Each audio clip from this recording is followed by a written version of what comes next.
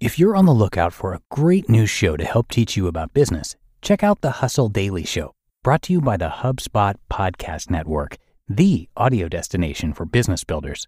The Hustle Daily Show is your daily dose of business, tech, news, and original stories to keep you in the loop on what's trending in business.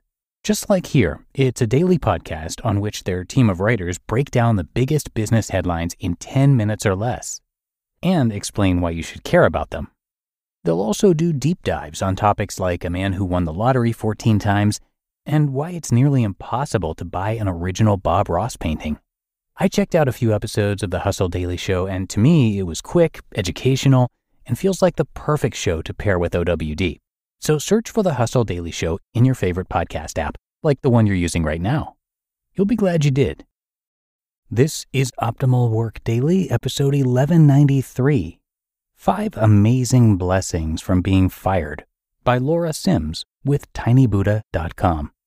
And I'm Dan, I'm your host and narrator here, and welcome to Optimal Work Daily. On this Saturday, this is of course where I read to you from some of the very best articles around covering your work life, productivity, entrepreneurship, kind of like an ongoing audiobook. And so with that, let's get to our chapter for today as we optimize your life. 5 Amazing Blessings from Being Fired by Laura Sims with tinybuddha.com. Quote, "Sometimes the wrong choices bring us to the right places." End quote. Unknown. I was fired via email as my plane touched down at LAX. I am not the kind of person who gets fired, who gets dismissed, who is asked to leave and is not welcomed back. This was not my track record, no. What was happening? I had seen the ad on Craigslist and it looked perfect. An educational theater program for kids was seeking instructors and administrators to help revitalize the company.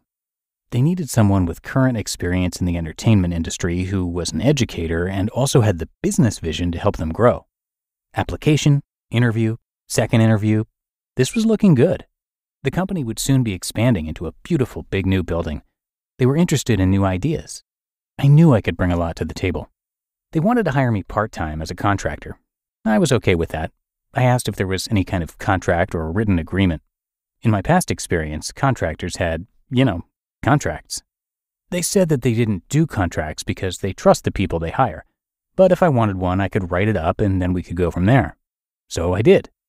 I based it off a contract an employer had provided to me in the past, and of course asked my attorney father if there was anything else I was missing. I made a couple adjustments and fired it off to them. Nothing overly litigious, just making sure we had in writing what our agreement was. Days passed. I started to worry. Things had been moving so quickly and so well. Finally, I got an email. Could I come in and talk about the contract? So I went in for a third meeting. This time they had me sit in one of the classrooms. With a faux paternal furrow in his brow, the owner asked me why I didn't trust them, why I had written up such a formal document. Then came the PowerPoint presentation, highlighting each dagger I had thrown at them with my contract line by line. This, ladies and gents, is when I should have picked up my purse, politely exited, and never looked back. But that was not my choice. I sat, berated, confused, and tried to defend myself without being defensive, tried to support the common practice of the contract, open to their suggestions and amendments, but wanting to take care of myself. Such things were not understood or appreciated there, and so I began my stint with my boss not trusting me and me not trusting my boss. Over the weeks, the systemic failures of the organization blanched what had once seemed promising.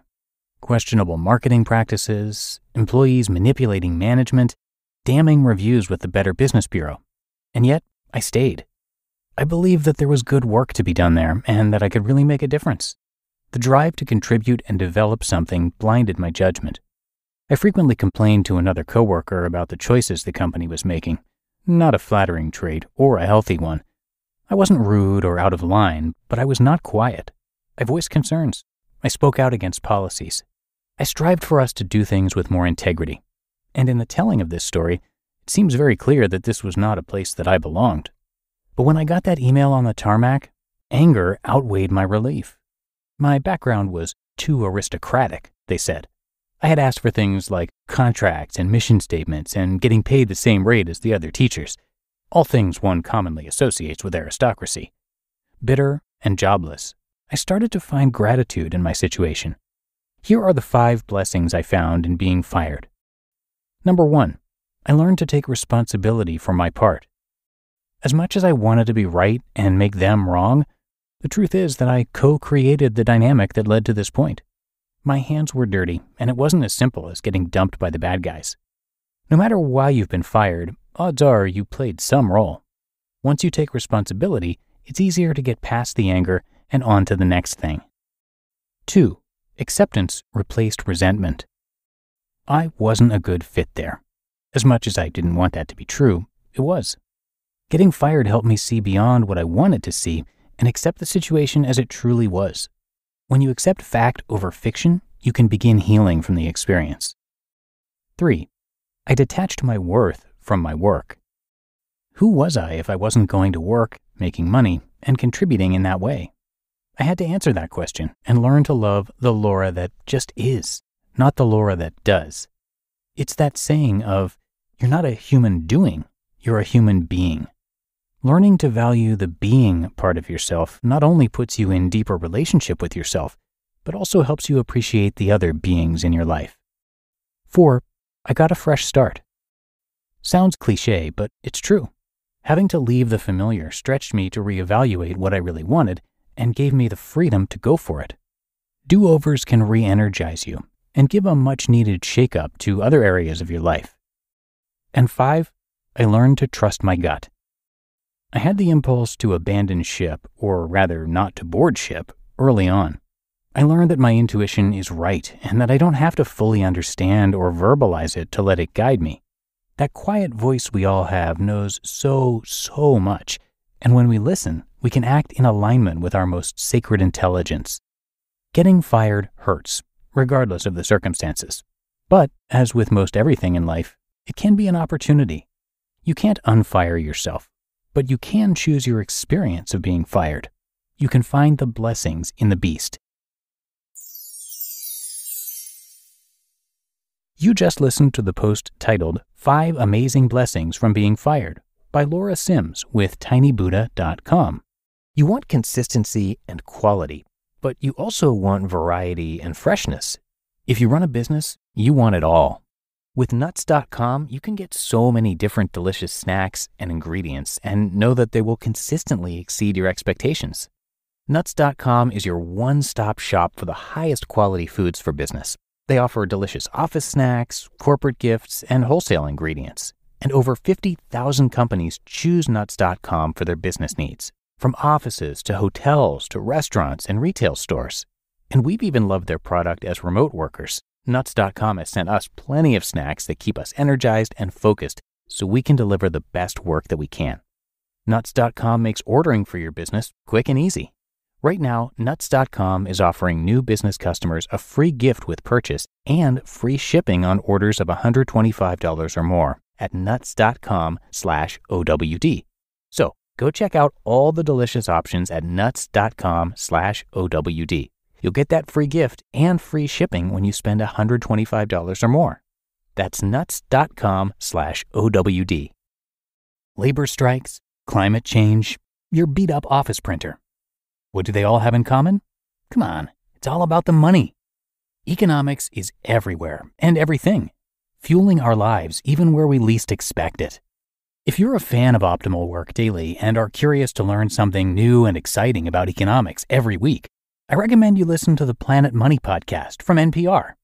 Planet Money is a different kind of world where the complex economy actually makes sense. Listeners can learn, laugh, and be entertained. And in addition, I find it to be really educational. Money can be tough to make sense of, and Planet Money is great at providing simple explanations for how money is really moving in ways we're usually not told about. The Planet Money team lives to tell a good story in around 30 minutes. It's econ for the rest of us.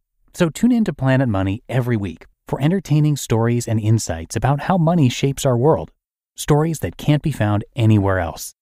Listen now to Planet Money from NPR, wherever you get your podcasts. And thank you to Laura for this post, but it was actually a guest post over at Tiny Buddha, so we want to thank Lori who runs Tiny Buddha, for letting us share articles from her site. Tiny Buddha has been helping people heal, grow, and find peace since 2009. The site features stories and insights from people of all ages from all over the globe.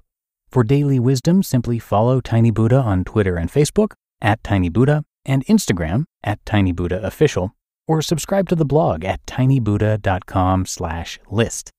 And be sure to check out Tiny Buddha's Inner Strength Journal, Creative Prompts and Challenges to help you get through anything, which is available on Amazon.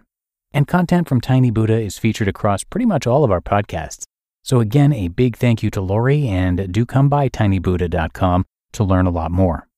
And that's going to do it for today here on Optimal Work Daily. I appreciate you being here as always, and I'll see you back here tomorrow for more, and that is where your optimal life awaits.